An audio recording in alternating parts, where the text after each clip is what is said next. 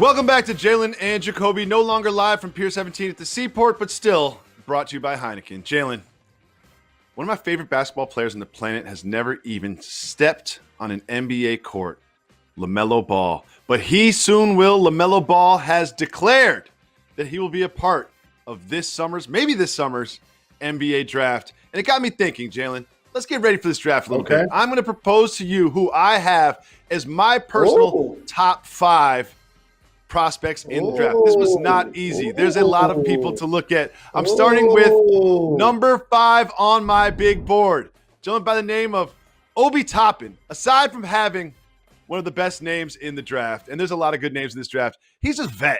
You know, he reminds me kind of like Kyle Kuzma, not his game, but how he has had 4 years to season in college, and he broke out this year, his senior year, with the Flyers. And then I have at number 4, Isaac Okoro. Not as celebrated as the other people on this list, but NBA ready. NBA ready. He was at Auburn. He only played there for 1 season. He doesn't jump off the screen at you, but he has all of the tools and all the measurables that an NBA team is looking for today's NBA. And then we get to number 3. Now we get to the big names. James Wiseman. We all know what happened with him at Memphis, but he's 7'1". He's got a 7'6" wingspan. He can run up and down the floor. He's athletic. He seems like a prototypical center in today's NBA. And the Warriors, they need one of those, and they will have a high pick. And then we have number 2, Anthony Edwards. Anthony Edwards of Georgia.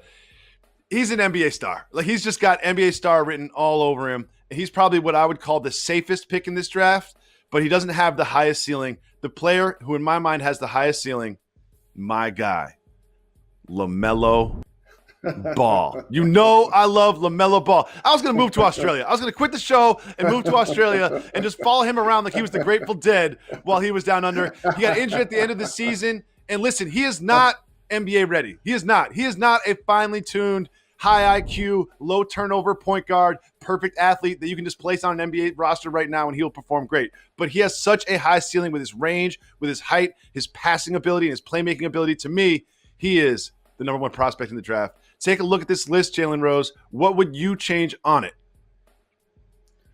I like your list, Jacoby. This is the most research that you've ever done in the history of this program. It's really impressive, actually. And it's accurate. Obi Toppin reminds me a lot of a former teammate, standing tall and talented, Amari Stoudemire. The way he's built, the explosion, he taking it through his legs doing basketball games. Is he the first person to do that? Vince did it in the dunk contest. So did J.R. Ryder. He doing it in the game. Okoro. Bruce Pearl raves about this guy.